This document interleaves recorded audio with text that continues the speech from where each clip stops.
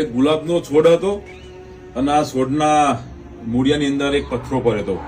આ પથ્થરને જોઈને ગુલાબ બોલ્યું કે અરે એવો પથ્થર, તું બહુ બેકાર છું, તું મારા બાજુમાં શોભતો નહીં, તું નકામો છું, તું જતરો નથી, યાર તું મારું મગજ ખરાબ કરે છું. તો એ ટાઈમે પથ્થર કશું ના બોલે, એનો સમય ખરાબ હતો. પછી થાય છે એવું કે એક શિલ્પકાર આવે છે, મૂર્તિકાર આવે છે, એની નજર પેલા પથ્થરા ઉપર પડે છે, બરાબર. એ પથ્થરને લઈ જાય છે, એ પથ્થરના ઠોકર મારે છે, કોતરે છે, પછી એની મૂર્તિ બનાવી લે છે. હવે આ મૂર્તિ જાય સીધી મંદિરની અંદર, બરાબર. આ પથ્થર પૂજાવા માંડ્યો. પછી એક દિવસે એ જ ગુલાબનું ફૂલ કે જે પથ્થરનો નકામો હતું, પછી એના ચરણો વાળીને પડ્યું. જે પેલો પથ્થર ઓળખી ગયો, અરે ઓ ગુલાબ, તું તો એ જ છે ને જેમાં કહેતો હું નકામો છું, બેકાર છું. પછી કીધું કે તું જતું રહે મારા ચરણામાંથી, આવે તું શોભતું નહીં, કે તને જોઈને મને માથું જોયા તું બેકાર લાગે છે.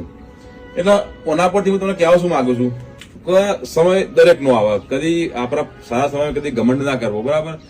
સમય સારો હોય તો ભગવાનની મહેરબાની આવવી, અને કોઈનો નબળો સમય જોઈને કદી કોઈને મેણું ના મારવું.